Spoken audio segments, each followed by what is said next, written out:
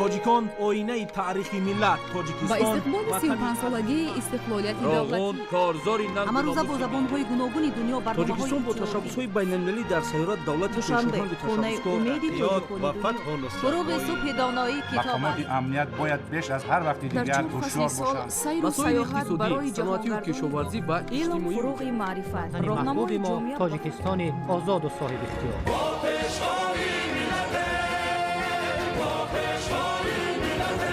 دوست باشید، اتفاق باشید، شکرانه همین دولت کنید، شکرانه همین سرزمین کنید، شکرانه کنید که چنین وطن عزیز و محبوب دارید.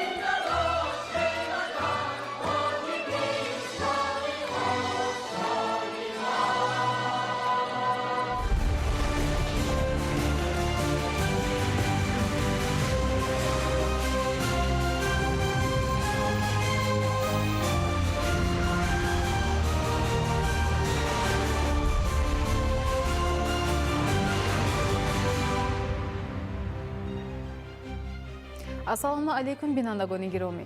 ба таваҷҷӯҳи шумо барномаи иттилоотии ахбор мустақиман аз телевизиони Тоҷикистон.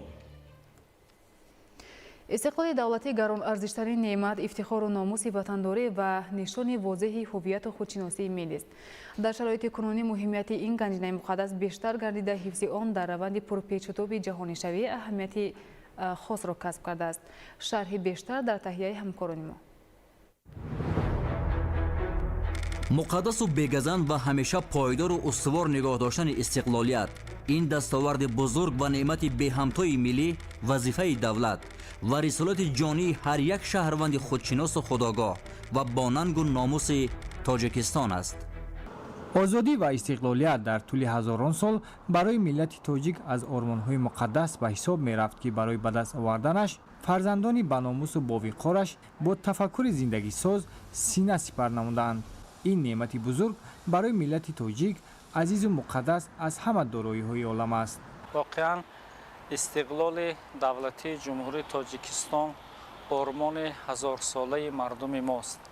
اصلا وقتی که واژه استقلال را به زبان میگیریم به واسطه پیش نظرمان یک دنیای رنگین آزادی میبیاید و ببینید که تمام ملت و دولت ها کوشش میکنند که استقلال را به دست بیارند، زیرا استقلال امکانیت میدهد که مملکت ها مستقلانه در راه رشد و نموی خودشان کوشش بخرجند.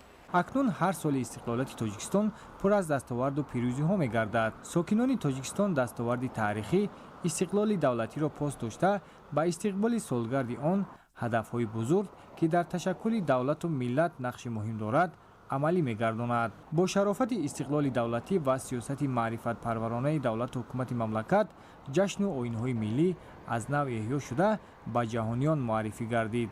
جشن‌های ملی تاجیکان معنا و مضمون و هدف‌های بشری داشته سرشت انسانی و فرهنگی خلق ما را در خود تجسم می‌کند. در زبان‌های گوناگون دنیا کلمه استقلالیت با طرزهای گوناگون صدا می‌دهد، اما معنی یک است. معنی مستقلیت است، آزادی است. خواه به زبان کدام دولت و ملتی که ما اینا نگیریم، همین خیلی معنی دارد. اما در مسئله استقلالیت سیاسی که به یک دولت منسوب است، این مسئله بودن یا نبودن همین دولت است. در شرایط امروزه که دولت‌های ملی به استقلالیت رسیده ایستادند، این گنج گرانبها مسئله بود و نبود یک دولت است. از نقطه نظر اون که دولت سازی آغاز دارد و انجام نه، به مثل همین ارزش‌های دولتی و ارزش‌های ملی به مثل استقلالیت، به مثل وحدت، به مثل امنیت، به مثل ثبات دولت، همه اینها در شرایط استقلالیت داشتن دولت امکان پذیر هستند و خلاص. در زمان استقلالیت ملت تاجیک با اصالت تاریخی خود برگشت. در همه ساحه‌های خواجگی خلق مملکت دستاوردهای نظررس به دست آمد. در این دوره تاجیکستان نفوذ و مقام شایسته را در عرصه جهانی کسب نموده در حل مشکلات گلوبالی پیشاهنگی و تشبثکاری به مثل نشان داد. همه این ما امروزیان را وادار می سازد که کاخ بگزند تمدن و هویت خود را که زمینه اش را بزرگترین دانشمندان ملت و فرزندان صادقش گذاشته‌اند ادامه دهیم.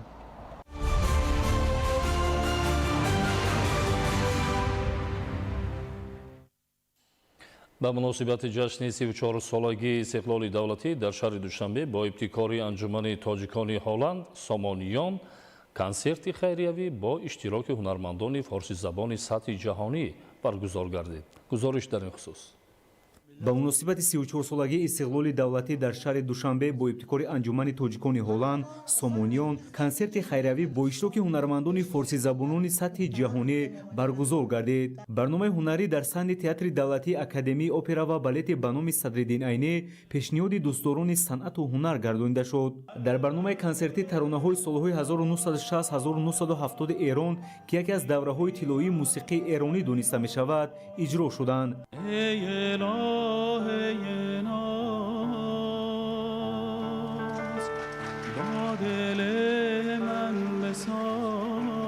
ҳамчунин жанрҳои гуногуни мусиқӣ чун ҷаз, босанова, фламенко ва классик қисмате аз ин барнома буданд. бояд гуфт ки анҷумани тоҷикони Ҳолланд Сомониён ин ҷамоаи фарҳанги диаспоравии тоҷикон дар Нидерланд аст ки аз соли 2016 фаъолият дорад. ҳадафи он муаррифии фарҳанги тоҷикон дар Нидерландия мебошад. анҷуман бо воситаи лоиҳаҳои фарҳангӣ, барномаҳои радиоӣ ва телевизион фарҳанг ва забони тоҷикиро ба мардуми Ҳолланд метавонад муаррифӣ кунад. аз ҷумла бо баргузории форум ва маҳфилҳои бахшида ба ҷашнҳои қадимаи тоҷикон Наврӯз ва Меҳргон дар Нидерландия таваҷҷӯҳи мардуми маҳаллиро ба таъриху фарҳанги тоҷикон ҷалб месозад. барномаи консертии хайравӣ бо иштироки ҳунармандони форсизабонони сатҳи ҷаҳонӣ бо шукӯҳу шаҳомати хоса ва хотирмон баргузор гардид.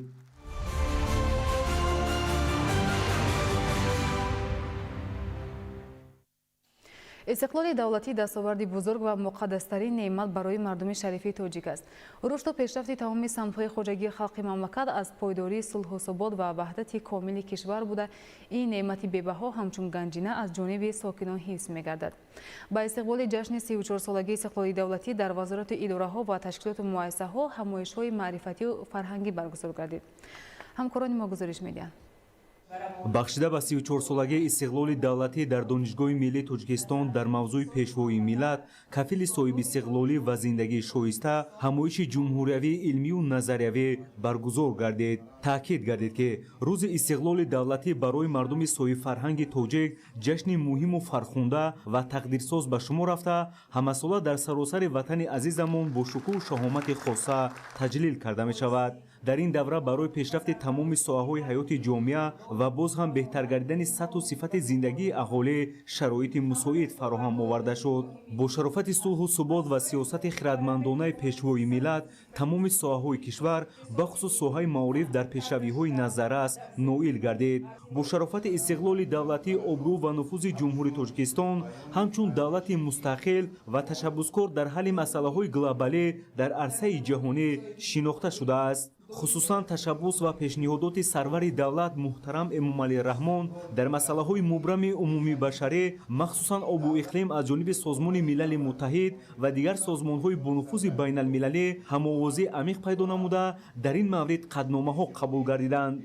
در فرجام چورابینی جشنی با افتخار 34 سالگی استقلال دولتی با فرمان پرزیدنت جمهوری تاجیکستان چند نفر استادان و کارمندان دانشگاه ملی تاجیکستان با مکافات دولتی سرفراز گردانیده شدند. با مناسبت 34مین سالگرد استقلالیت دولتی در وزارت مدافع جمهوری تاجیکستان با اشتراک کاتب شورای امنیت جمهوری تاجیکستان گنرال پالکونیک رحمان یوسف احمدزاد و وزیر مدافع کشور گنرال پالکونیک صابرزاده امامعلی چاره‌بینی با شکوه برگزار شد. در این جمع آمد تنتنوی هیئت راهبری و فرماندهی، کارمندان دستگاه مرکزی وزارت و استود گنرالی قواهای مسلح با روحیه بلند ادانه و صداقت وطن دوستانه شرکت نمودند. در جمع آمد تاکید گردید که قواهای مسلح ما یکی از دستاوردهای مهم استقلال دولتی به حساب رفته. از روزهای اولی تأسیس یابی در نزد آنها وظیفه‌های بس و مشکل وابسته به حفظ و حمایت صاحب اختیاری، تامین صلح و ثبات، محافظت منفعت‌های دولت و امنیت شهروندان آن گذاشته شده بودند که سربلندانه اجرا کرده شده است. ضمن جریان چاره‌بینی جشنی در حضور نظامیان کشور با خوشنودی ذکر کرده شد که پیشوای معظم ملت و مردم تاجیکستان به خدمت صافدلانه و وطن دوستانه افسران و سربازان یعنی فرزندان دلیر و جسور و غیور و شجاع ملت امروز هم افتخار میکنند و باوری دارند که ما خدمتچیان حربی قرض فرزندی و رسالت جوانمردی خود را را در نزد دولت و ملت منبعد نیز صادقانه بجا می‌آوریم. البته اعتماد و باوری راهبری دولت هر یکی ما را وادار می‌سازد که همیشه هوشیار باشیم، زیرکی سیاسی را از دست ندهیم، سطح کسبیت و آمادگی جنگی خود را منتظم بلند برداریم، اینچنین نمونه رعایت قانونیت و ترتیبات و انتظام حربی باشیم. کاتب شورای امنیت جمهوری قید نمود که قواهای مسلح همچون رکن اساسی دولتداری مستقل ملی و تکیهگاه و پشتیبان استقلال دولتی در تامین امنیت و ثبات و حفظ دستاوردهای زمان صاحب استقلالی نقش اساسی دارد.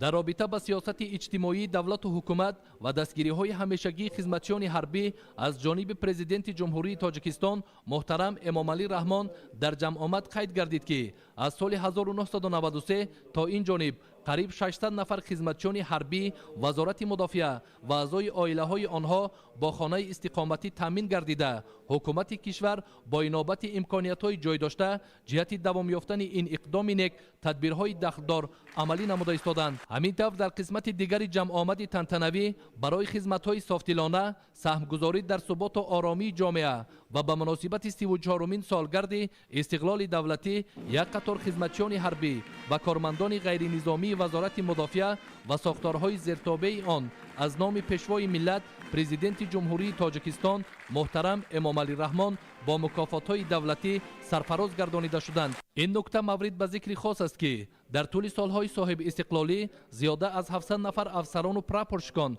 و سربازان وزارت مدافع برای شجاعت و جسارت خدمت بینقصان با مکافات‌های دولتی 5 نفر با عنوان‌های فخری و 95 نفر با رتبه‌های عالی حربی قدردانی گردیدند. همزمان با افتخار جشن صاحب دولتی و استقلال کامل ملی در فضای تنتنوی هیئت شخصی با رتبه‌های نوبتی حربی، مدال‌های جشنی، نشان سرسینگی وزارت مدافع و افتخارنامه و سپاسنامه‌ها قدردانی گردیدند. در پروکوراتورای گنرالی جمهوری تاجیکستان با اشتراک راهبریت و کارمندان مقامات پروکوراتورا بخشیده به جشن 34مین سالگرد استقلالیت دولتی جمهوری تاجیکستان همایشی تنتنوی برگزار گردید. استقلالیت برای خلق تاجیک بزرگترین نعمت و رکن اساسی دولتداری ملی می باشد. محض با شرافت سیاست خردمندانه اساسگذار صلح و وحدت ملی پیشوای ملت پرزیدنت جمهوری تاجیکستان محترم امامعلی رحمان کشور ما توانست در طول سالهای صاحب استقلالی به دستاوردهای نظررس نائل گردید. در عرصه جهانی همچون کشور تشبثکار و پیشاهنگ معرفی گردد. تاکید شد در همایش تنتنوی بخشیده به سالگرد استقلال دولتی در پروکوراتورای گنرالی جمهوری تاجیکستان. پروکورور گنرالی جمهوری تاجیکستان گنرال پالکونیک عدلیه حبیبالله واحدزاده اهمیت بزرگ استقلال را در حیات جامعه تاکید نموده سهم پیشوای ملت را در تحکیم پایه‌های دولتداری، وحدت ملی و رشد استوار تاجیکستان صاحب استقلال شایان ارزیابی نمودند. همزمان در جریان تدبیر امروزه به دستاوردهای مقامات پروکوراتورا در دوام سالهای استقلالیت ابراز نظر کرده شده. ذکر شد که کارمندان این نهاد در تحکیم ترتیبات حقوقی، مبارزه با جنایتکاری و تامین رعایت قانون‌ها سهم ارزنده دارند. در ادامه چاره‌بینی قطار کارمندان فعال مقامات پروکوراتورا که با مهنت صافدلانه و خدمت‌های شایسته و موفقیت‌های نظررس نائل گردیدند با افتخارنامه‌ها و تحفه‌های خاطره‌ای سرفراز گردانیده شدند. امروز در агентии назорати давлатии молиявӣ ва мубориза бо коррупсияи ҷумҳурии тоҷикистон ба истиқболи 34-солагии ҷашни бузургу муқаддаси миллӣ истиқлоли давлатӣ ҷамъомади тантанавӣ доир шуд. таъкид гардид ки рӯзи истиқлоли давлатии ҷумҳурии тоҷикистон аз ҷумлаи санаҳои тағйирсози миллати тоҷик маҳсуб мешавад, зеро маҳз дар ин рӯз ормонҳои ҳазорсолаи ниёгон амалӣ шуда давлати соҳиб истиқлолу соҳиб ихтиёри тоҷикон бар сари таърих ворид гардид. тазаккур дода шуд ки ҳама дастовардҳои даврони соҳиби истиқлолӣ маҳз таҳти сарварӣ ва роҳнамоии президенти ҷумҳурии тоҷикистон пешвои миллат муҳтарам эмомалӣ раҳмон ба даст омада тоҷикистонро ба марҳалаи нави пешрафту тараққӣ расониданд. кормандони агентии назорати давлатии молиявӣ ва мубориза бо коррупсияи ҷумҳурии тоҷикистон минбаъд низ фаъолияти содиқонаю софдилонаро ба нафъи давлату миллат анҷом медиҳанд. дар ҳамоиши ҷашнӣ як қатор кормандони мақомот бо назардошти натиҷаҳои назарраси корӣ ва намунавор иҷро намудани вазифаҳои хизматӣ бо мукофотҳои давлативу соҳавӣ ва рутбаҳои навбатӣ сарфароз гардонида шуданд. ҳамзамон бо мақсади дар сатҳи баланд таҷлил намудани 34-солагии истиқлоли давлатӣ дар тамоми раёсату шуъбаҳои маҳаллию минтақавии агентӣ ҷамъомадҳо ва чорабиниҳои идона доир гардиданд. кормандону мутахассисони маркази таълимии пойтахти қушунҳои сарҳадии кумитаи давлатии амнияти миллӣ 34-солагии истиқлолияти давлатиро дастаҷамъона таҷлил намуданд. дар чорабинӣ аз дастовардҳои бузурги даврони соҳибистиқлолӣ давоми 34 сол ёдовар шуда иброз намуданд, ки қушунҳои сарҳадӣ мисли дигар ҷузъу томҳои қувваҳои мусаллаҳ дар даврони соҳибистиқлолӣ ба натиҷаҳои назаррас ноил гардида ҷиҳати таъмин намудани ҳимояи боэътимоди сарҳади давлатӣ иқдомҳои зарурӣ аз ташкили отряду комендатура ва дидбонгоҳу нуқтаҳои гузаргоҳи сарҳадӣ сар карда то таъсиси муассисаҳои таълимӣ оид ба омода намудани мутахассисони сарҳадбон амалӣ карда шуданд. инчунин баромадкунандагон оид ба моҳияти истиқлолияти давлатӣ, ки ҳамасола фарорасии чунин солгард ҳам аз назари эҳсоси баланди ватандӯстӣ ва ҳам аз нигоҳи раванди таърихии давлатсозӣ яке аз муҳимтарин рӯйдодҳои таърихии давлатдории муосири миллии мо мебошад. ифтихор аз таърих, фарҳанг, забон ва анъанаҳои наҷибу ҷовидонаи миллат рукни бисёр муҳими истиқлолияти давлатии мо мебошад. дар ин замина моро мебояд минбаъд низ ҳарҷаму муттаҳид бошем ва неъмати қиматтарини зиндагиамон истиқлолу озодиро ҳимоя кунем. дастоварди бузургтарин даврони истиқлол сулҳу оромӣ, суботи сиёсӣ ва ваҳдати миллиро боз ҳам таҳкиму тақвият бахшем.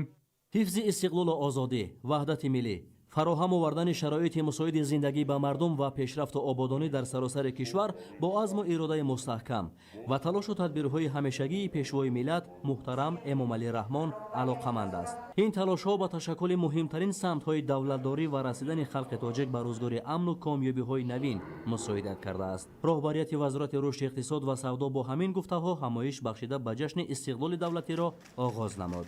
дар ин ҳамоиш ёрдамчии президенти ҷумҳурии Тоҷикистон оид ба масъалаҳои иқтисодӣ, кормандони дастгоҳи марказӣ ва узви дигар сохторҳои вазорат иштирок доштанд. намояндаи ҳукумати ҷумҳурии Тоҷикистон зимни баромади худ расидан ба қадри истиқлоли ватан, арҷ гузоштан ба муқаддасоти миллӣ, сарфарозӣ аз Тоҷикистон ва ба рушди он саҳм гузоштанро аз ҷумлаи муҳимтарин амалҳои шаҳрвандӣ унвон намуд. роҳбарияти вазорати рушди иқтисод ва савдо бо таҳлили дастовардҳои замони соҳибистиқлолии Тоҷикистон аз ҷумла иброз дошт, ки татбиқи босамари стратегияу барномаҳои давлатӣ имкон дод, ки маҷмӯи маҳсулоти дохилӣ аз 1,8 миллиард сомонӣ то 153,4 миллиард сомонӣ афзоиш ёбад. яъне маҷмӯи маҳсулоти дохилӣ ба ҳар нафар аҳолӣ аз 289 сомонӣ то 14,8 ҳазор сомонӣ баробар шудааст. дар ин даврон даромадҳои пулии аҳолӣ аз 1 миллиард сомонӣ то 147 миллиард сомонӣ, ҳаҷми истеҳсоли маҳсулоти саноатӣ аз 1,4 миллиард сомонӣ то 53,8 миллиард сомонӣ, ҳаҷми содирот аз 784 миллион доллар то 1 миллиарду 947 миллион доллар зиёд шудааст. ҳамчунин дар идомаи иқдому ташаббусҳои пешвои миллат муҳтарам Эмомалӣ Раҳмон вобаста ба фароҳам сохтани шароити хуби зиндагии мардум давоми бештар аз 13 солаи соҳибистиқлолӣ зиёда аз 2550 километр роҳҳо таъмиру навсозӣ шуда, беш аз 2000 мегаватт иқтидорҳои нави энергетикӣ, ба хусус 2 агрегати нерӯгоҳи барқии оби роғун, 3670 муассисаи нави таълимӣ ва 3076 адад муассисаҳои нави тиббӣ сохта ба истифода дода шуданд.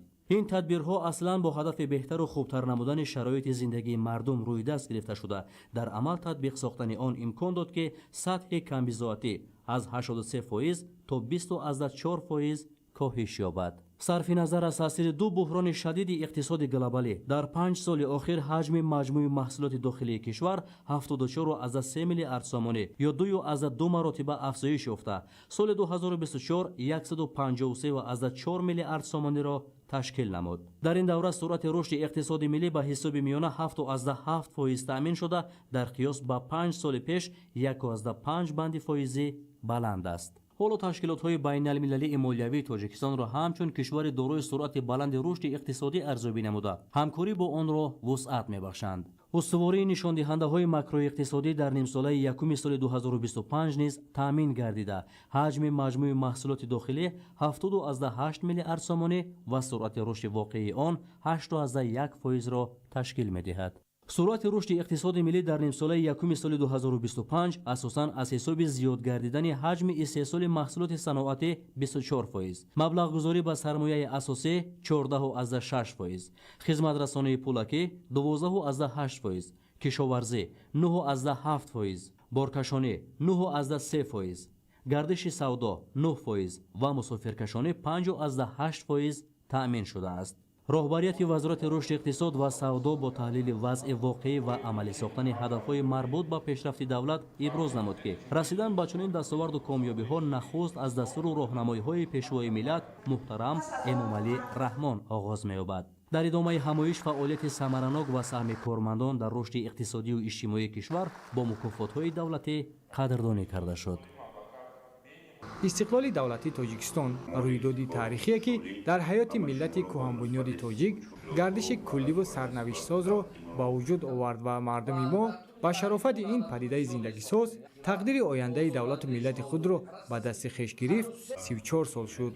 ин нуқта зимни баргузории чорабиnie ки ба ифтихори ҷашни 34-солагии истиқлоли давлатии ҷумҳурии тоҷикистон дар вазорати саноат ва технологияҳои нави ҷумҳурии тоҷикистон баргузор гардид иброз шуд. дар давоми солҳои истиқлоли давлатӣ ҳукумати ҷумҳурии тоҷикистон барои бунёди коргоҳу корхонаҳои саноатӣ аз ҷумла дар бахши хусусӣ имконияти васеъро фароҳам овард ва бо истифода аз ин соҳибкорон тавонистанд истеҳсоли номгӯи зиёди маҳсулотро ба роҳ монда ҷойҳои зиёди корӣ таъсис диҳанд. дар чорабинии пуршукӯҳи ҷашнии роҳбарият ва доираи васеъи кормандон иштирок намуда дар бобати истиқлоли миллӣ ва марҳилаҳои рушди босуботи ҷомеаи навини тоҷикистон ибрози назар намуданд.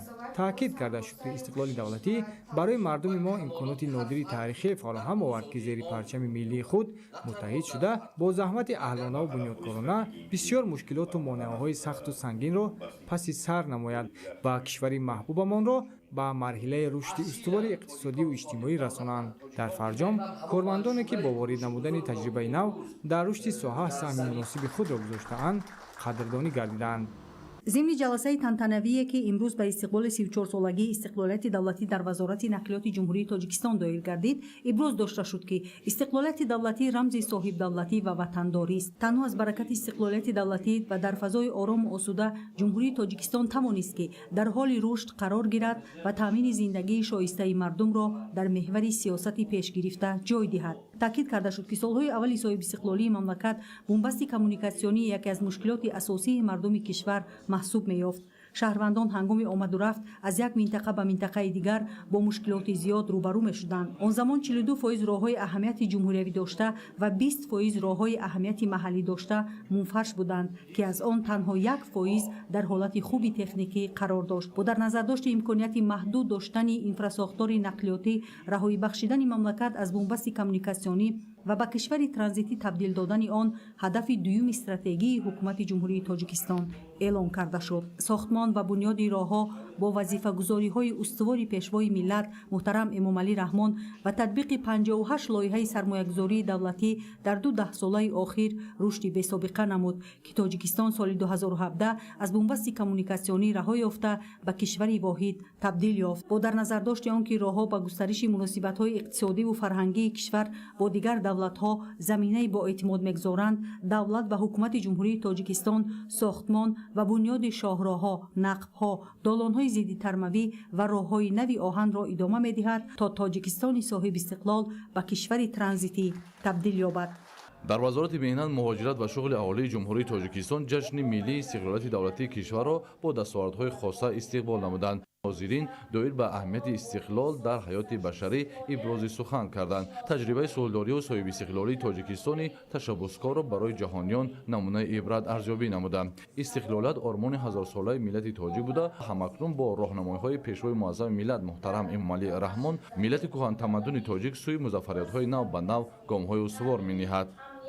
дар академияи миллии илмҳои тоҷикистон бахшида ба 34-солагии истиқлолияти давлатии ҷумҳурии тоҷикистон ҳамоиши тантанавӣ баргузор шуд.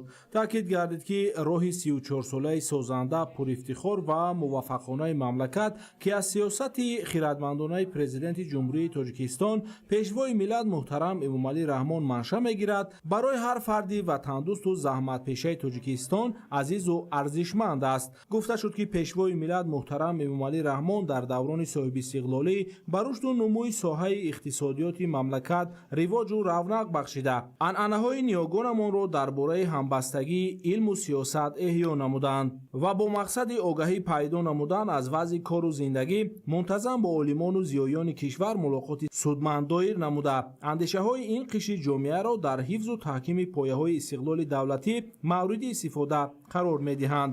таҳияи бузургтарин асарҳои мондагори мутафаккирони тоҷик дар замони соҳибистиқлолӣ, аз ҷумла тоҷикони бобоҷон ғафуров ва шоҳномаи абулқосим фирдавсӣ ва ба ҳар оилаи ҷумҳурӣ эҳдо намудани ин шоҳасарҳо бузургтарин ва мондагортарин кори пешвои миллат на танҳо дар мамлакат, балки берун аз он мебошад. дар ҳамин раванд дар осонаи ҷашни 34-солагии истиқлоли давлатии ҷумҳурии тоҷикистон 20 олим бо мукофотҳои давлатӣ ва 2 олими ҷавон бо ҷоизаи ба номи исмоили сомонӣ сарфароз гардонида шуданд. дар охири чорабинӣ ба олимону кормандони академияи миллии илмҳои тоҷикистон муовини сарвазири мамлакат дилрабо мансурӣ мукофотҳои давлатиро супориданд. дар остонаи таҷлили ҷашни истиқлоли давлатӣ осорхонаи кумитаи давлатии идораи замин ва геодезии ҷумҳурии тоҷикистон пас аз таҷдиду азнавсозӣ мавриди баҳрабардорӣ қарор гирифт ки тамоми таҷҳизоти заминсозӣ, геодезӣ ва харитасозию дигар маводи таърихӣ ва дастовардҳои имрӯз аз ҷумла аксҳои биноҳои маъмурии муҷаҳҳаз бо шароити муосири кору фаъолият барои мутахассисони ҷавон ба маъраз гузошта шудааст. таъкид доштанд ки ин ҷашни сарнавиштсоз нишонаи ҳувият ва озодӣ, ифтихору номус, рамзи саодат ва бақои миллати соҳибихтиёру соҳибтамаддун аст ва як зумра мутахассисони болаёқатро ки дар амалӣ сохтани барномаҳои муосир ва ҳифзу назорати давлатии замин бо хизмати босазою содиқона ҳамарӯза саҳм мегузоранд қадршиносӣ карданд. дар чорабинӣ ҳамчунин 10 нафар ҷавонони масъулиятшиносу пешсафи соҳаро чун нишонаи эҳтиром ба насли ояндасозу ташаббускор бо ифтихорномаю сипосномаҳои таъсис намудаи ин ниҳод сарфароз гардониданд. барномаи бошукӯҳи фарҳангӣ анҷомбахши ин чорабинӣ тантанавӣ гардид. бахшида ба 34-умин солгарди истиқлоли давлатӣ дар корхонаи воҳиди давлатии обу корези шаҳри душанбе чорабинӣ тантанавӣ доир гардид. нахуст роҳбарият вобаста ба моҳияти озодӣ ва истиқлолият ки дар тӯли ҳазорон сол барои миллати тоҷик аз ормонҳои муқаддас ба ҳисоб меравад ва барои ба даст оварданаш фарзандони ба номусу бовиқораш бо тафаккури зиндагисоз сина сипар намуданд, суханронӣ намуданд. таъкид гардид ки ин неъмати бузург барои миллати тоҷик азизу муқаддам аз ҳама дороиҳои олам аст. дар замони соҳибистиқлолӣ давлату миллати тоҷик ба дастовардҳои бузургу беназир дар соҳаҳои сиёсӣ, иҷтимоӣ, саноату кишоварзӣ, илму фарҳанг ва дигар самтҳои муҳим ноил шуд. ҷумҳурии тоҷикистон аз рӯзҳои аввали ба даст овардани истиқлолияти давлатӣ зери сиёсати хиратмандонаи президенти ҷумҳурии тоҷикистон пешвои миллат муҳтарам Эмомалӣ Раҳмон дар самти обу иқлим ташаббусҳои муосиру саривақтӣ пешниҳоди ҷомеаи ҷаҳонӣ намуд ки онҳо ҳамовозӣ пайдо карданд, аз ҷумла дар самти истифодаи самараноки захираҳои оби нӯшокӣ, 10-солаи байналмилалии амал об барои ҳаёт, соли байналмилалии ҳамкориҳо дар соҳаи об, 10-солаи байналмилалии амал об барои рушди устувор ва соли байналмилалии ҳифзи бирахо дар ҷаҳон маъруф гардидааст. ҳамаи пешравию муваффақиятҳои назаррас маҳз бо ибтикор ва тавассути заҳмату талошҳои шабонарӯзии пешвои миллат муҳтарам Эмомалӣ Раҳмон ба даст омадааст ва ҷумҳурии Тоҷикистонро дар арсаи ҷаҳон ҳамчун кишвари ташаббускор мешиносанд. дар ин давра эҳсоси ватандӯстӣ ва ифтихори миллии шаҳрвандон боло рафта, ин арзишҳо халқи моро ба ягонагию ҳамсириштӣ, ба ваҳдати миллӣ ва созандагиҳои бузург раҳнамун сохт. дар фароварди чорабинии ҷашнӣ барои фаъолияти босамару содиқона ба муносибати 34-солагии истиқлоли давлатии ҷумҳурии Тоҷикистон чанд нафар аз кормандони соҳа бо сипоснома ва ифтихорномаҳо қадрдонӣ карда шуданд. истиқлол волотарин ва пурарзиштарин дастоварди давлату миллати тоҷик аст ки бо даст овардани он миллат ба худшиносӣ расид, барои пешрафти соҳаҳои гуногун ва беҳшавии зиндагии мардум замина гузошта шуд. ин нуқта зимни чорабинӣ ба муносибати ҷашни 34-солагии истиқлоли давлатӣ дар саридораи геологияи назди ҳукумати ҷумҳурии Тоҷикистон гуфта шуд. дар даврони соҳибистиқлолӣ бо татбиқи барномаҳои давлатӣ аз ҷониби ҳукумати кишвар рушди кӯҳкорӣ, кашф, истихроҷ ва коркарди канданиҳои фоиданок таъмин гардид. барномаи давлатии рушди геология барои солҳои 2021-2030 аз ҷумлаи барномаҳои асосие маҳсуб меёбад ки аллакай амалишавии тақрибан 80% нишондодҳои он ба рушди геологияи тоҷик такон бахшид. аз ҷониби роҳбарияти саредораи геологияи назди ҳукумати ҷумҳурии тоҷикистон ва намояндагони илм гуфта шуд ки геологҳо дар ин давра дар доираи чандин лоиҳаҳо дар корҳои иктишофии геологӣ муваффақияти худро афзун намуданд. кашф ва коркарди ҳарчи бештари ашёи хоми маҳаллӣ то сатҳи ниҳоӣ ва дар ҳамин замина пешрафти дучанди саноати миллӣ мисоли ҳамин аст. бо назардошти хизматҳои шоён ва фаъолияти назаррас чанд нафар аз кормандони зерсохторҳои саредораи геологияи назди ҳукумати ҷумҳурии тоҷикистон ҳавасманд гардонида шуданд. бештар аз 13 сола мешавад ки истиқлолият афкору андешаи миллии моро тақвият мебахшад ва бо шарофати ин неъмат муҳимтарин рукунҳои давлатдории мо то рафт қавӣ мегардад.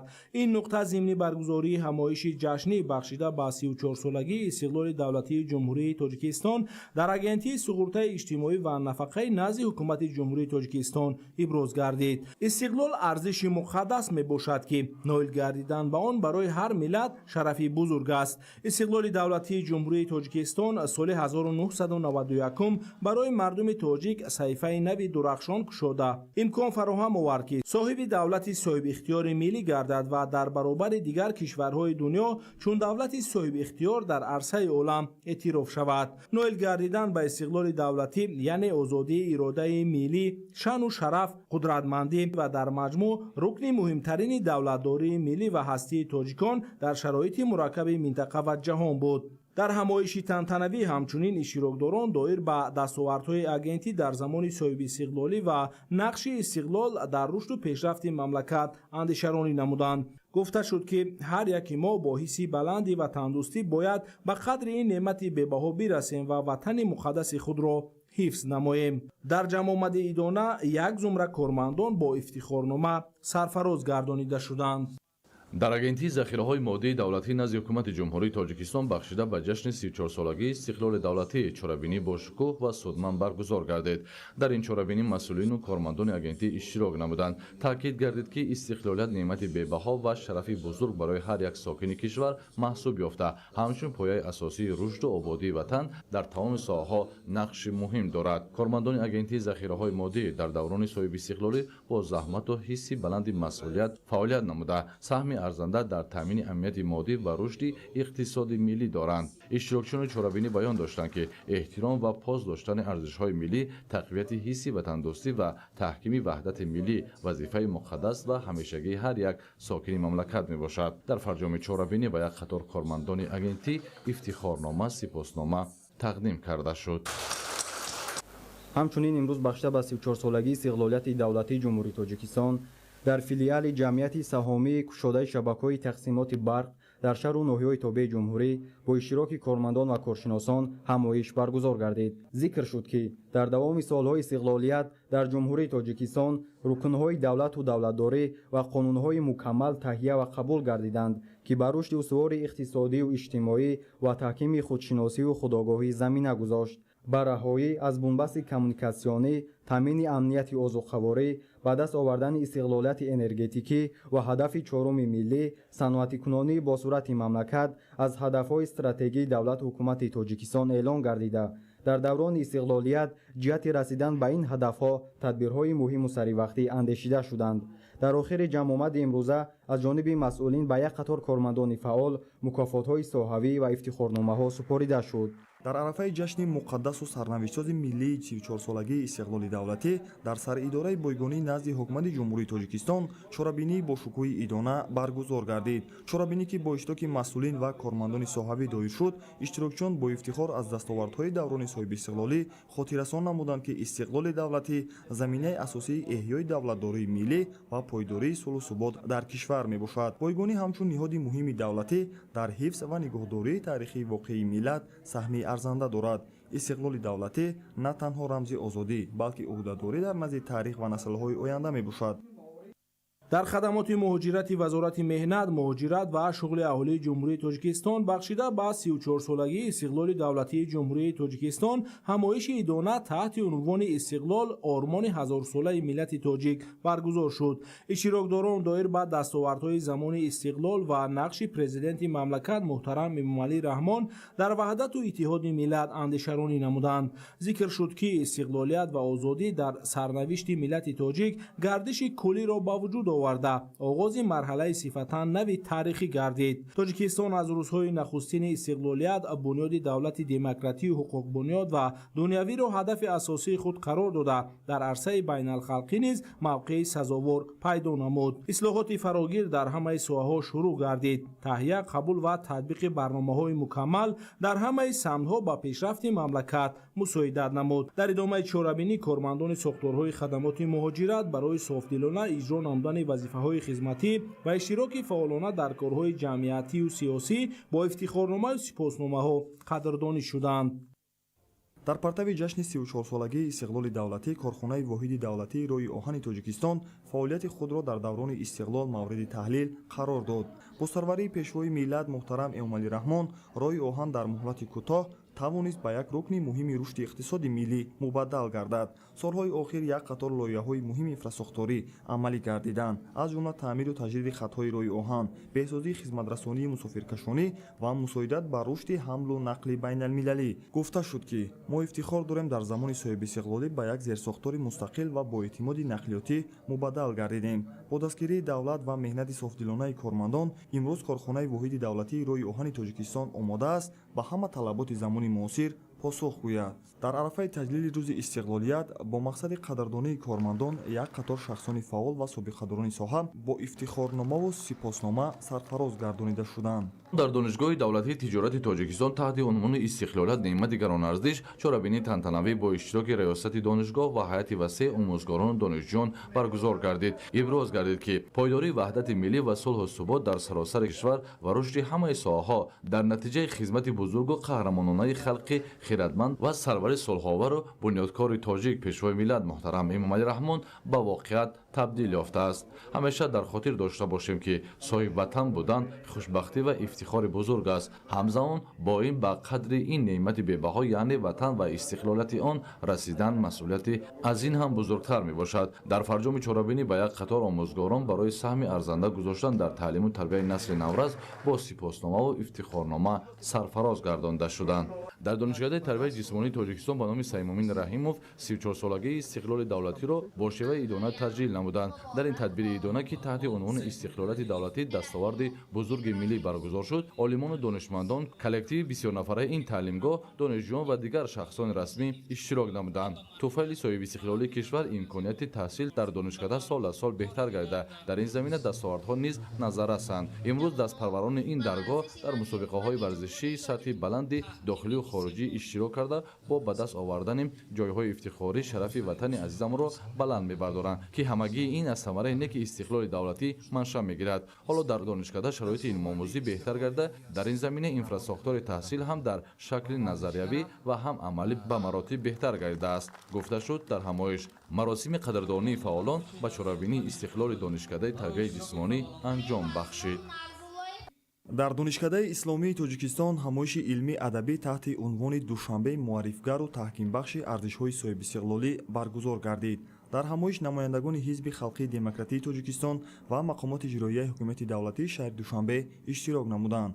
иштирокчиёни ҳамоиш вобаста ба нақш ва мафҳуми истиқлол ибрози назар намуда таъкид намуданд ки озодиву истиқлол барои ҳар миллат дастоварди муқаддас ба шумор мераванд. даврони истиқлолиятро марҳилаи рушд ва инкишофи андешаи ҳуқуқи инсон низ номидан мумкин аст. маҳз дар ҳамин давра ба таври расмӣ дар сатҳи конститутсия инсон ҳуқуқ ва озодиҳои ӯ арзиши олӣ эълон гардид. таъкид карда шуд ки истиқлолият муқаддастарину азизтарин неъмат, рамзи саодат ва асолати миллат, шарафу номуси ватандорӣ ва нишонаи пойдориву бақои давлат мебошад. дар фарҷоми ҳамоиш як қатор аъзои фаъоли ҳизби халқии демократии тоҷикистон бо сипоснома ва медали ҷашнии 30-солагии ҳизби халқии демократии тоҷикистон сарфароз гардиданд. ҳамзамон ба як зумра ҷавонон ки ба сафи ҳизби халқии демократии тоҷикистон пайвастанд шаҳодатномаҳои ҳизбӣ тақдим карда шуд. ҳамчунин дар коллеҷи технологии шаҳри душанбе бо иштироки коршиносон омӯзгорон ва донишҷӯён бахшида ба 34-солагии истиқлолияти давлатии ҷумҳурии тоҷикистон ҷамъомади тантанавӣ баргузор гардид. зикр шуд ки бо ба даст овардани истиқлолияти давлатӣ бо дастгирии ҳукумати мамлакат барои дар шароити арзанда таҳсил намудани хонандагон ва соҳибмаълумот гардонидани ҷавонон тамоми тадбирҳои муҳим амалӣ карда мешавад. ҷумҳурии тоҷикистон пас аз расидан ба истиқлолияти воқеӣ дар як муддати кӯтоҳ аз ҷониби ҷомеаи ҷаҳонӣ ҳамчун кишвари соҳибтамаддун шинохта шудааст. имрӯзҳо пешниҳодҳои тоҷикистони соҳибистиқлол доир ба масъалаҳои муҳими байналмилалӣ бо ташаббуси асосгузори сулҳу ваҳдати миллӣ пешвои миллат президенти ҷумҳурии тоҷикистон муҳтарам эмомалӣ раҳмон ҳамаҷониба дастгирӣ ва ҷонибдорӣ карда мешаванд. имрӯз дар литсеи касбии алоқаи шаҳри душанбе низ бахшида ба 34-умин солгарди ҷашни истиқлоли давлатии ҷумҳурии тоҷикистон чорабинии тантанавӣ доир гардид. дар чорабинӣ масъулини кумита оид ба таҳсилоти ибтидоӣ ва миёнаи касбии назди ҳукумати ҷумҳурии тоҷикистон роҳбарияти литсей ва омӯзгорону хонандагон иштирок карданд. нахуст масъулин вобаста ба моҳияти истиқлоли давлатӣ маъруза намуда ҳифзу ҳимояи ин неъмати муқаддасу бебаҳоро дар замони зуд тағйирёбандаи ҷаҳони муосир зарур арзёбӣ карданд. иброз гашт ки 34 сол мешавад ки ҷумҳурии тоҷикистон дар роҳи бунёди ҷомеаи демокративу ҳуқуқбунёд гомҳои устувор мегузорад ва халқи тоҷик дар партави сиёсати пешгирифтаи президенти ҷумҳурии тоҷикистон пешвои муаззами миллат муҳтарам эмомалӣ раҳмон ба дастоварду музаффариятҳои беназир ноил мегарданд. ворисони синои шаҳраки шифобахш ҷашни истиқлоли давлатиро ба ҳавсалаи тоза ва музаффариятҳои нав ба нав истиқбол гирифтанд. дар ҳамоиши тантанавие ки ба ин муносибат ороста шуда буд нотиқон суханронӣ карда соҳибихтиёрии мамлакатро ҷиҳати таъмини рушди босуботи ҷомеа ва шинохти миллати тоҷик дар арсаи ҷаҳонӣ неку муассир арзёбӣ намуданд. дар ин зимн таъкид шуд ки маҳз пойдории сулҳу собот ва таъмини амнияти сартосарӣ ки аз истиқлоли миллӣ манша мегиранд боис ба он гардидааст ки имрӯз ҷомеаи ҷаҳонӣ кишвари моро дар ҳалли масоили глобалӣ аз ҷумла обу иқлим ва таъмини сулҳ барои ояндагон пешоҳангу ташаббускор медонанду эътироф менамоянд ки ин боиси ифтихори ҳар як тоҷику тоҷикистонӣ аст. бино ба гуфти ҳолдонҳо дар ин давра баробари рушди тамоми бахшҳо соҳаи ҳифзи иҷтимоӣ ва тиб ба маротиб рушд карда сар аз минтақаҳои кӯҳӣ то таҳдашти инфраструктури соҳавӣ дар ин раванд таъмин гардидааст. хушбахтона бо шарофати истиқлоли комили кишвар мушкилоти соҳаи тандурустӣ бартараф ва сатҳи хизматрасонӣ ба аҳолӣ беҳтару хубтар гардидааст, гуфта шуд дар чорабинӣ. истиқлол шиносномаи ҳастии давлати комилҳуқуқ ва соҳибихтиёрии тоҷикон дар ҷомеаи ҷаҳонӣ ва мояи ифтихори миллати тоҷик буда ҷумҳурии тоҷикистон 34 сол боз низоми давлатдорӣ, сиёсати дохиливу хориҷӣ, сиёсати иқтисодӣ, иҷтимоӣ ва фарҳангии хешро мустақилона пеш мебарад. чунин иброз гардид дар чорабинии тантанавӣ дар корхонаи воҳиди давлатии бонки амонатгузории ҷумҳурии тоҷикистон амонатбонк. гуфта шуд ки амонатбонк низ дар тӯли 34 соли даврони соҳибистиқлолӣ ҷиҳати дастрасу қулай гардонидани хизматрасониҳои бонкӣ ва пешниҳоди босифату саривақтии он кӯшиши ҳамешагӣ намуда бо фаъолияти назаррас эътимоди мардуми кишварро соҳиб гардида ҳамчун бонки мардумӣ шинохта шудааст. имрӯзҳо амонатбонк бо 75 филиал, 547 марказҳои хизматрасонии бонкӣ ва 3000 нафар кормандон ҳатто дар дурдастарин манотиқи ҷумҳурӣ ба аҳолӣ хизмат мерасонад. кормандони бонк дар ин даврон барои пурзур намудани мавқеи бонк дар низоми бонкии кишвар ва ба даст овардани эътимоди аҳолӣ ба бонк ҳамчун бонки давлатӣ заҳмат кашида истоданд. таъкид гардид ки тоҷикистон давоми 34 соли истиқлоли давлатӣ дар партави сиёсати хиратмандона ва ташаббусҳои ҷаҳонии президенти ҷумҳурии тоҷикистон пешвои миллат муҳтарам эмомалӣ раҳмон тавонист ҷойгоҳи шоистаи дар арсаи байналмилалӣ барои худ касб намояд. дар анҷоми чорабинӣ як қатор кормандони бонк ба хотири саҳми босазо гузоштан дар рушди фаъолияти бонк, мустаҳкам намудани мавқеи он дар низоми бонкӣ ва иштироки фаъолона дар корҳои ҷамъиятӣ бахшида ба 34-умин солгарди истиқлоли давлатии ҷумҳурии тоҷикистон бо ифтихорнома ва сипоснома сарфароз гаронида шуданд.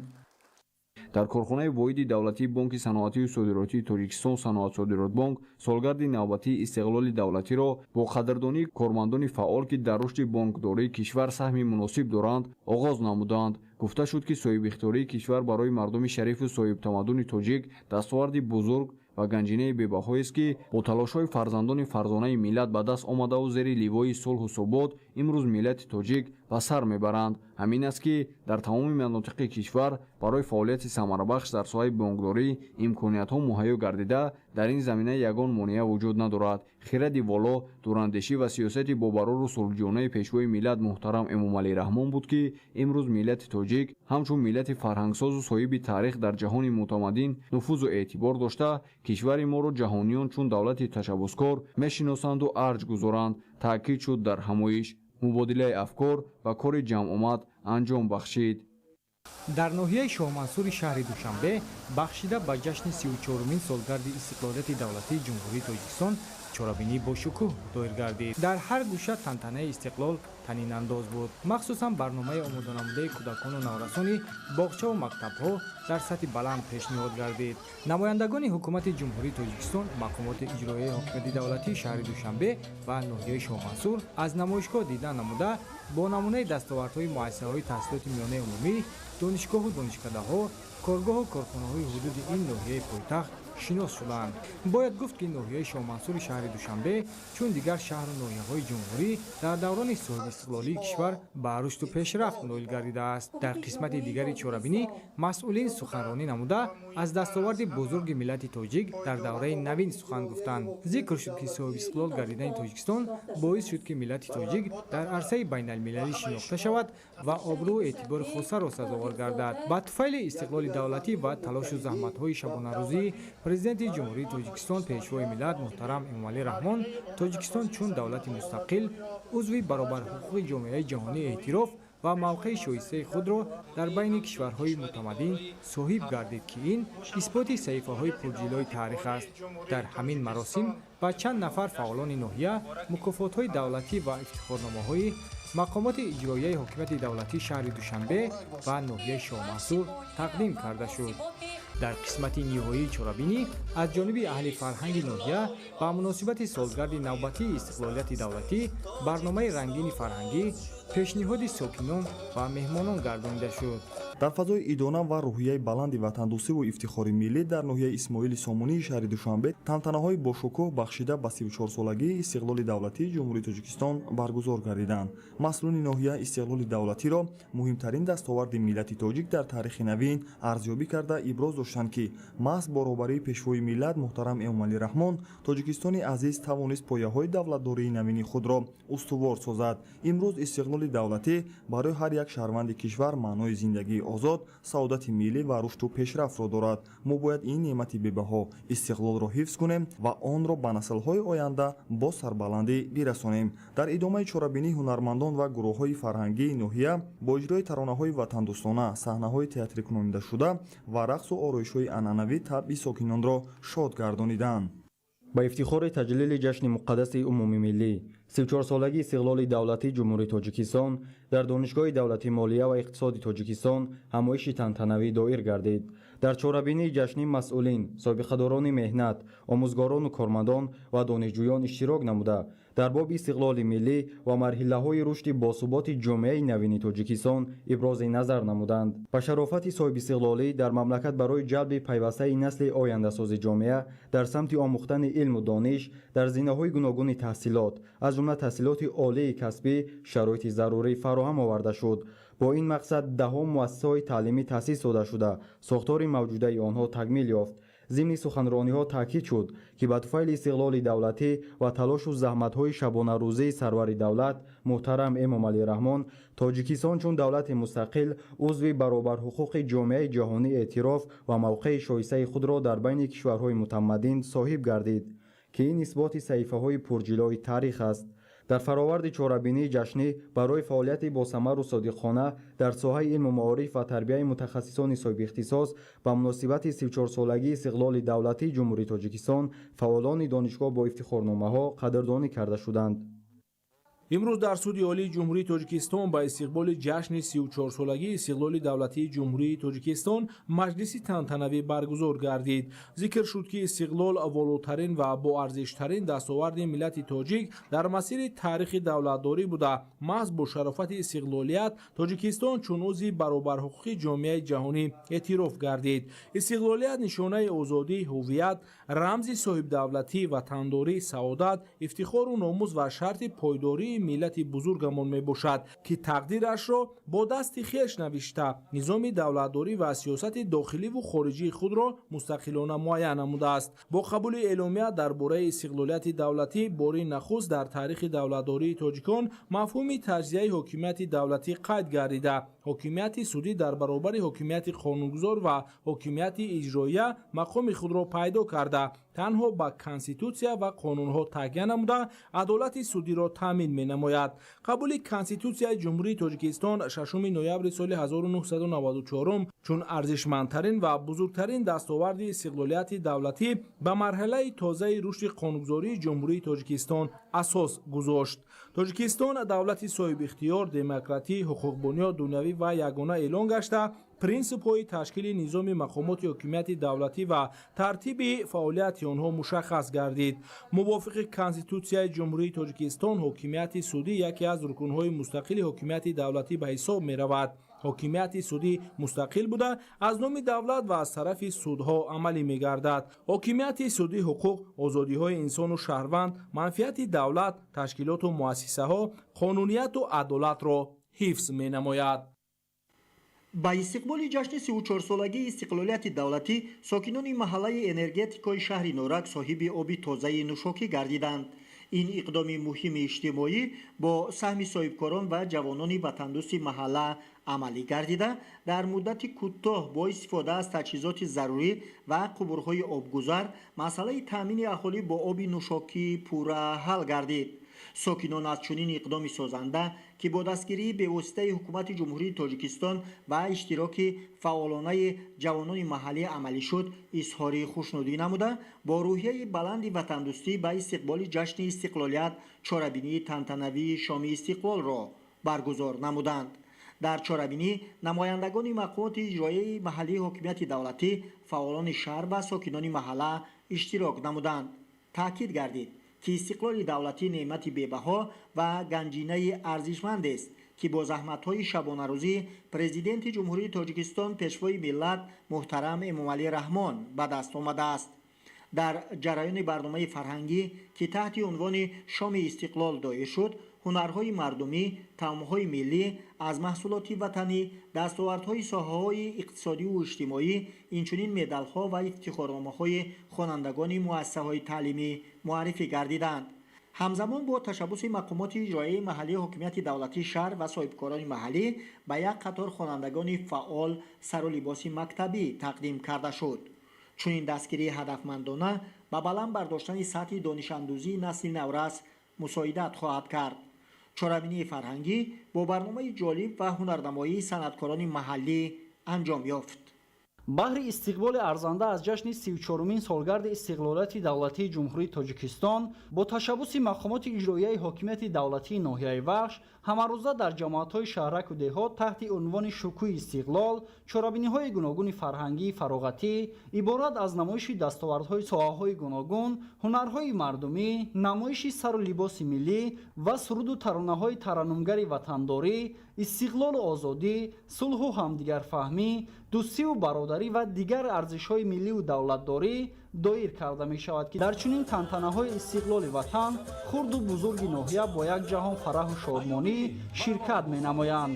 тибқи ҷадвали мушаххаси баргузории чорабиниҳои ҷашнӣ ин навбат бо ташаббуси кормандони соҳаи тандурустии ноҳия барномаи бошукӯҳи идона доир карда шуд. маҳз пойдории истиқлоли давлатӣ, сулҳу осоиштагӣ боиси рушду пешрафти тамоми самту соҳаҳои хоҷагии халқи мамлакат бахусус ноҳияи вахш гардида сокинон бо дастуру ҳидоятҳои ояндасози роҳбари давлат ва меҳнати ҳалоли худ ба зиндагии шоиста ноил гардида истодаанд.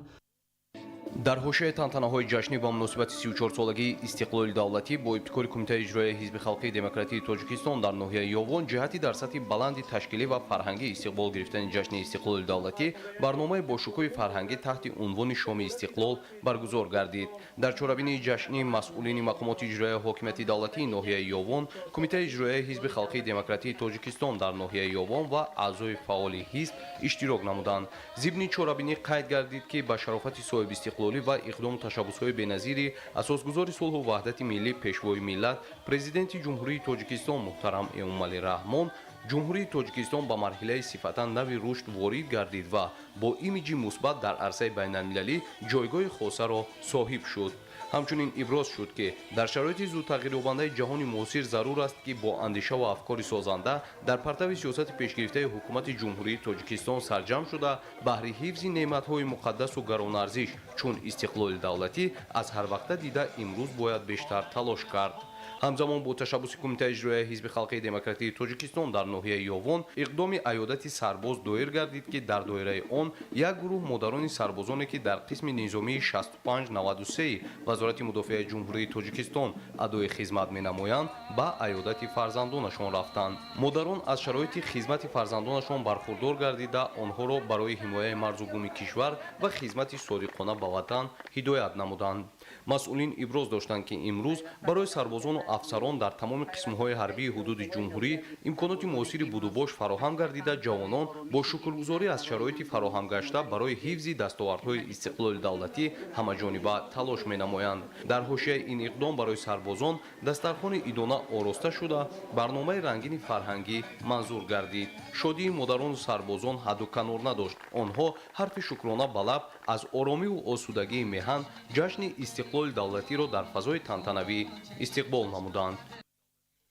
сокинони ҷамоати деҳоти хонободи шаҳри исфара 34-умин солгарди истиқлоли кишварро бо баргузории намоишу барномаҳои ҳунариву фарҳангӣ сайру гашти оммавӣ ва ҳамзамон бо шукргузорӣ аз фазои орому осоиштаи мамлакат таҷлил намуданд. нахуст дар макони баргузории ҷашн намоиши ҳунарҳои мардумӣ маҳсули дасти аъзои маҳфилҳои мактабӣ ва кишоварзони деҳа баргузор гардид. ҳозиронро дар ин ҷо намояндагони мақомоти иҷроияи ҳокимияти давлатии шаҳри исфара ва роҳбарияти ҷамоат таҳният гуфта аз дастовардҳои даврони соҳибихтиёрии милливу давлатӣ ёдовар шуданд.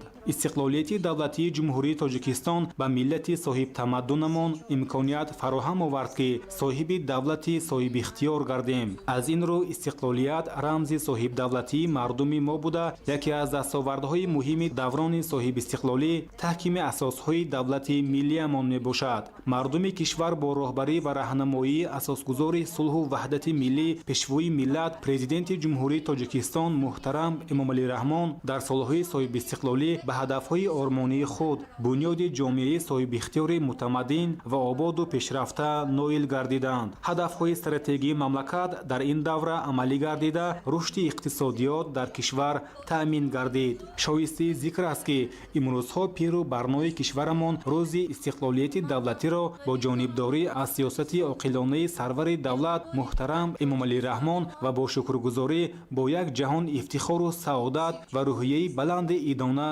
истиқбол мегиранд. дар ҷараёни тантанаҳои идона пешқадамони соҳаҳои гуногуни деҳа барои саҳми арзанда комёбӣ ва дастовардҳои назаррас бо ифтихорнома ва тӯҳфаҳои хотиравӣ сарфароз гардонида шуданд. ҳамин тариқ мардуми хонобод ҷашни мубораки истиқлолияти ҷумҳурии азизи хешро бо ифтихори баланди миҳандорӣ шукронаи рӯзгори осоишта ва назари нек ба ояндаи дурахшони кишвар таҷлил намуданд.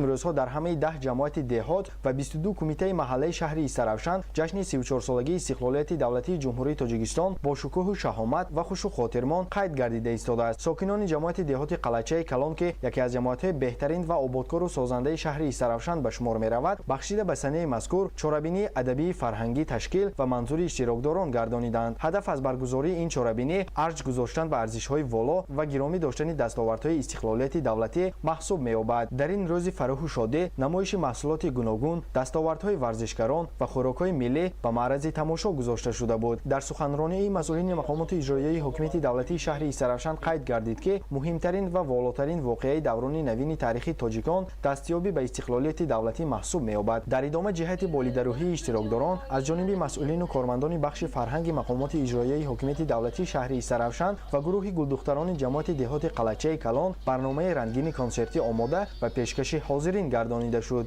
аҳли кормандони шабакаи кӯмаки аввалияи тиббии санитарӣ ноҳиб Бобоҷон Ғафуров бо эҳсоси баланди худшиносиву худогоҳӣ азму ниятҳои нек, ифтихору фараҳ аз озодиву иқбол, фараҳу шодӣ, шароиту имконияти кору фаъолият ва зиндагӣ дар кишвари маҳбуб аз ҷашни миллӣ истиқбол гирифтанд. дар макони баргузории ҷамъомад кормандони тиб бо намоиши ҳунарҳо, хӯроки миллӣ, либос, сӯзаниву кашидаҳои диворӣ, анъанаву ҳунари қадимии халқи тоҷикро нишон доданд. дар чорабинӣ намояндаи мақомоти иҷроии ҳокимияти давлатӣ, масъулини шӯъбаи кӯмаки аввалии тиббии санитарии ноҳияи Бобоҷон Ғафуров таъкид доштанд, ки фазои сулҳу субот, ҳамдилии халқи тоҷик имкон фароҳам овард, ки ноҳияи Бобоҷон Ғафуров рушд карда, баҳри фаъолияти табибон дар ҷамоати деҳот, деҳаҳо имконияти кору фаъолият бо сохтмони биноҳои нав, таъмиру муҷаҳҳазсозии марказу хонаҳои саломатӣ фароҳам оварда шавад. ҳар як корманди тиб бо масъулияти баланд баҳри солимии аҳолӣ рисолати хешро сарбаландона иҷро менамояд.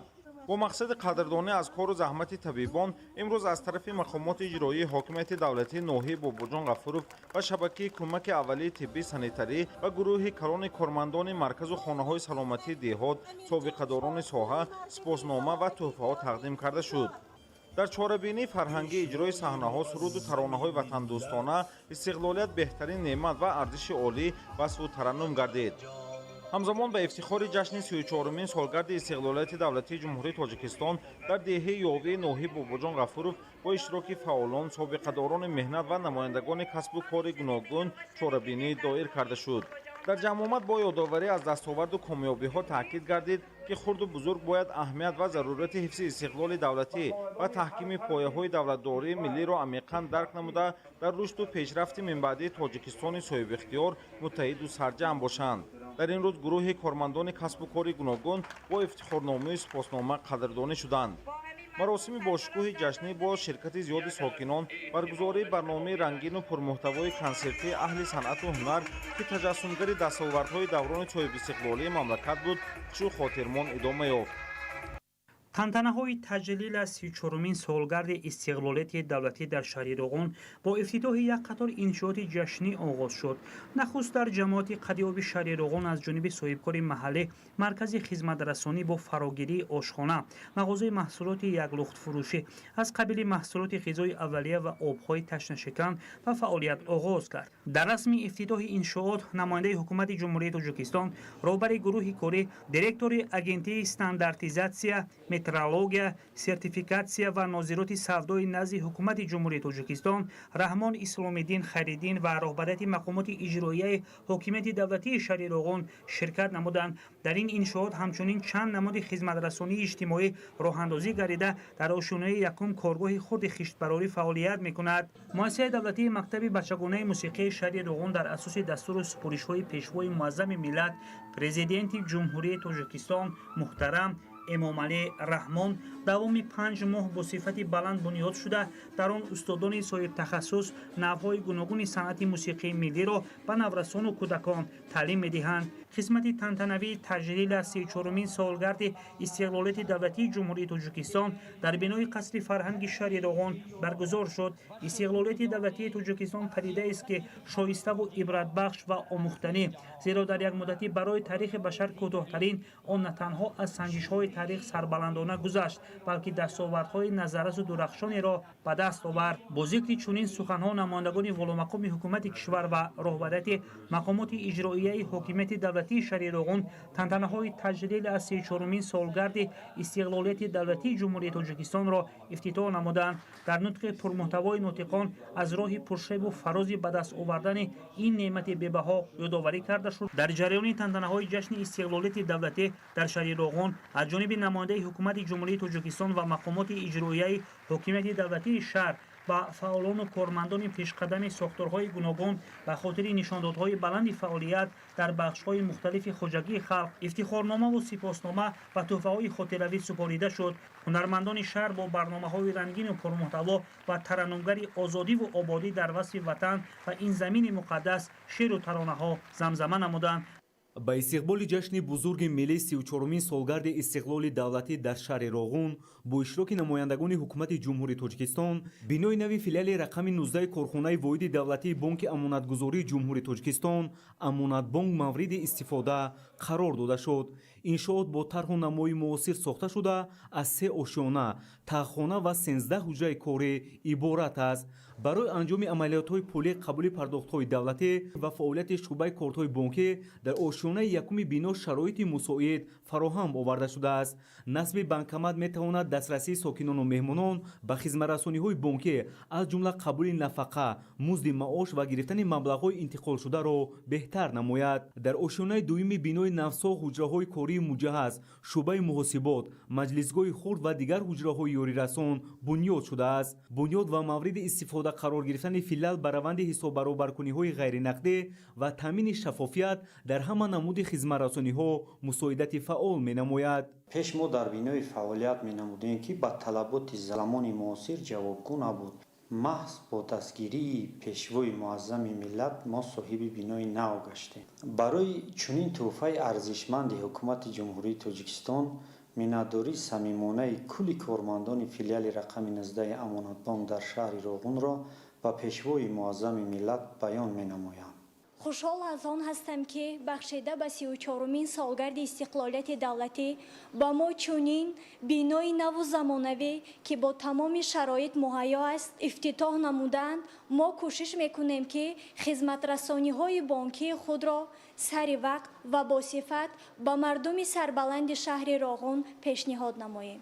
сипоси худро ба асосгузори сулҳу ваҳдати миллӣ пешвои миллат муҳтарам Эмомалӣ Раҳмон мерасонем ки мо ҷавондухтаронро чунин дастгирӣ менамоянд ки дар корхонаҳо кор ва фаъолият мекунем.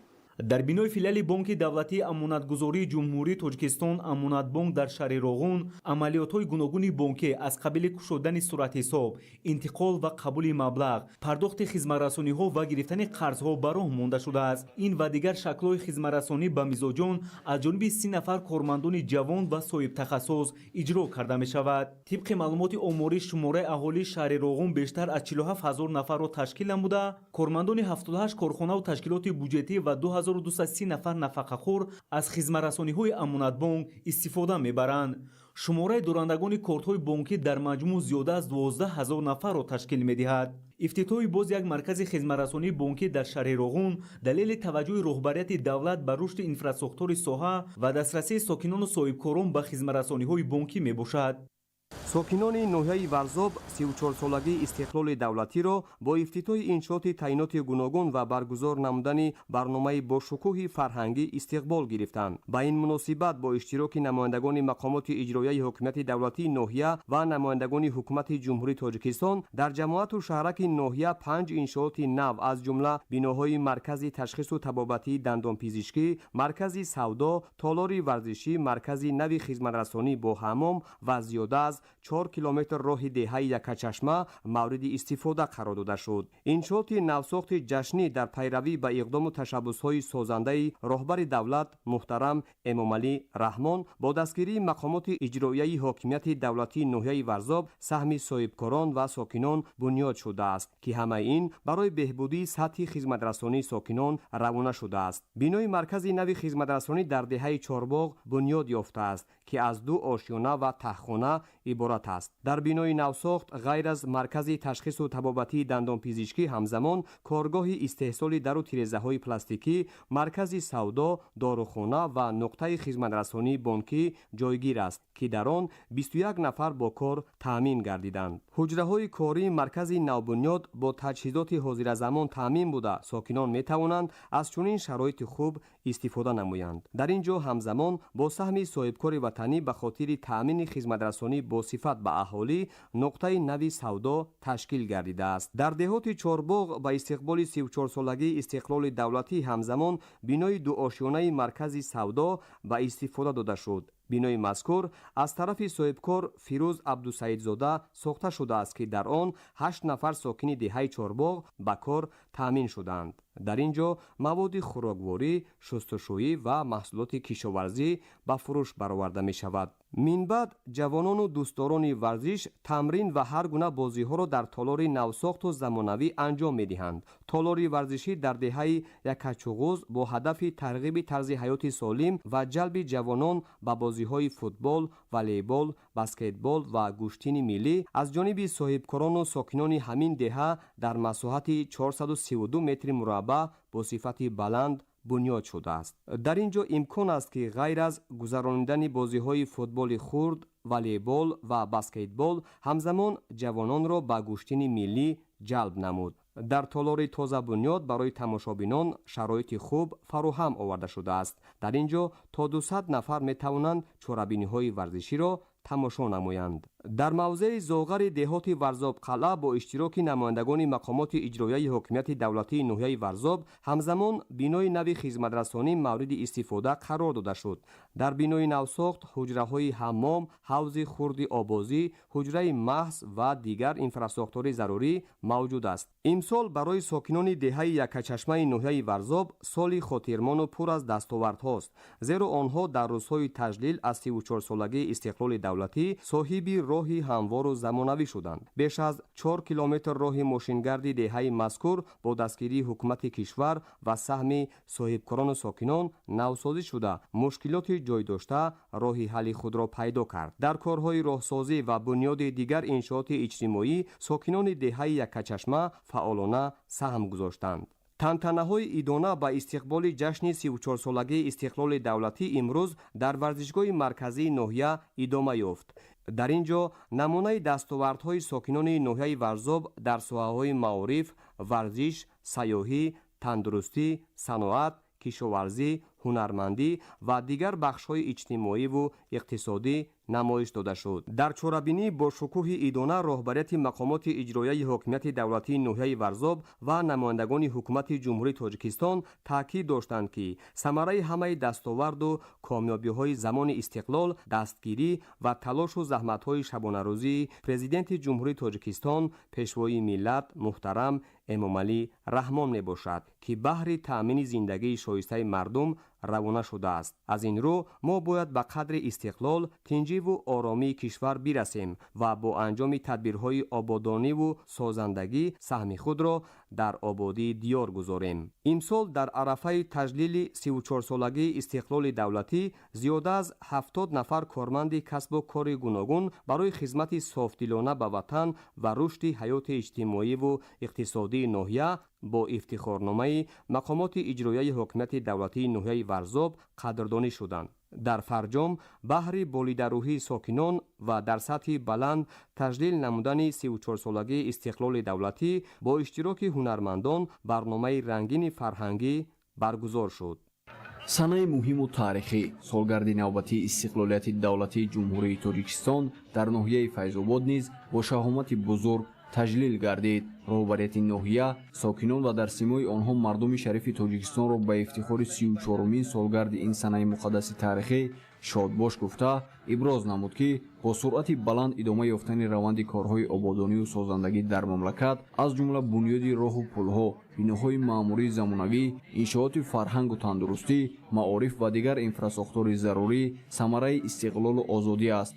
чунин пешрафту ободонӣ ва беҳбудии сифати зиндагии мардум низ заминаҳои воқеӣ фароҳам сохтанд. боиси ифтихору шараф аст, ки 13 солаи соҳибистиқлолӣ рушди ҳама самтҳои давлатдориро таъмин намуда, мардум дар фазои амну осоишта зиндагӣ доранд. бо мушоҳида аз пешрафт дар муҳимтарин самтҳои хоҷагии халқ метавон умеду эътимод намуд, ки ояндаи наздик Тоҷикистон аз ин ҳам дастовардҳои бузургро ноил мегардад. чун халқи тоҷик атрофи сиёсати созандаи пешгоҳи худ сарҷаму муттаҳиданд ва дар амалӣ сохтани ҳама иқдому tashabbusҳои марбут ба шукуфоии миллату давлат устуворона гом мегузоранд. дар охири чорабинӣ ба як қатор кормандони фаъол сипоснома ва тӯҳфаҳои хотиравӣ тақдим карда шуд. дар муассисаи давлатии таълимии коллеҷи техникиву омӯзгории ноҳияи рӯдакӣ бахшида ба 34-умин солгарди истиқлолияти давлатии ҷумҳурии Тоҷикистон таҳти унвони арзиши истиқлолият дар сарнавишти миллати тоҷик ҳамоиши илмии назариявӣ баргузор гардид. дар ҳамоиш гуфта шуд, ки бо шарофати сиёсати хиратмандонаи пешвои миллат президенти ҷумҳурии Тоҷикистон муҳтарам Эмомалӣ Раҳмон имрӯз Тоҷикистон дар арсаи байналмилалӣ мақоми сазовору соҳиб аст ва ҷавонон бояд арзишҳои истиқлолро ҳифз ва идома диҳанд. дар идомаи ин ҳамоиш ба як қатор омӯзгорони фаъол сипоснома ва тӯҳфаҳои хотирмон сарфароз гардонида шуд. бахшида ба ин ҷашни бузург дар муассисаи давлатии таълимии коллеҷи техникиву омӯзгории ноҳияи рӯдакӣ ошхонаи муосир, ки бо тарҳи замонавӣ ва таҷҳизоти нави замонавӣ сохта шудааст, ба истифода дода шуд. ошхонаи мазкур дорои толори фарроғ ва шароити мусоид барои қабули зиёда аз 60 донишҷӯ дар як вақт буда бо таҷҳизоти муосири пухтупас дастгоҳҳои хунукуниву гармикунии ғизо ва воситаҳои нигоҳдории санитарӣ таъмин мебошад. сокинони ноҳияи нуробод ҷашни 34-солагии истиқлоли давлатии ҷумҳурии тоҷикистонро бо рӯҳияи баланди ватандӯстӣ истиқбол гирифтанд. Ба ин муносибат дар толори маҷлисгоҳи мақомоти иҷроияи ҳокимияти давлатӣ маҷлиси тантанавӣ баргузор гардид, ки дар он масъулини мақомоти маҳаллӣ, намояндаи ҳукумати ҷумҳурии тоҷикистон, фаъолону собиқадорон ва дигар меҳмонон ширкат доштанд. Гуфта шуд, ки давоми 34 соли соҳиби истиқлолӣ аз ҳамаи сарчашмаҳои маблағгузорӣ дар ноҳияи нуробод садҳо иншооти таъиноти гуногуни хоҷагии халқ сохта ба истифода дода шуд. Бо дастуру ҳидоятҳои президенти ҷумҳурии тоҷикистон пешвои миллат муҳтарам Эмомалӣ Раҳмон бо харҷи 1 миллиарду 560 миллион сомонӣ маркази маъмурии ноҳияи нуробод ва дигар иншооти ҳаётан муҳим бунёд шудааст. нотихон қайд намуданд, ки бо мақсади бунёди роҳу пулҳои азими мошингузари байналмилалӣ ва дигар иншооти ҳаётан муҳими хоҷагии халқ якчанд лоиҳаи давлатии сармоягузорӣ амалӣ гардидааст, ки ҳамаи ин ободонӣ маҳз ба хотири зиндагии шоистаи мардум равона шудааст. Дар ин рӯзи муборак ба як қатор кормандони ташкилоти идораҳо ва собиқадорони меҳнат, ки дар пешрафти иҷтимоию иқтисодӣ саҳми арзанда гузоштанд, бо ифтихорнома ва тӯҳфаҳои хотиравӣ қадрдонӣ шуданд. бинандагони гиромӣ, нашри муфассали барномаи тиловати ахбор хотима меёбад. ба шумо зиндагии ободу осоиштаро таманно дорем. саломат бошед.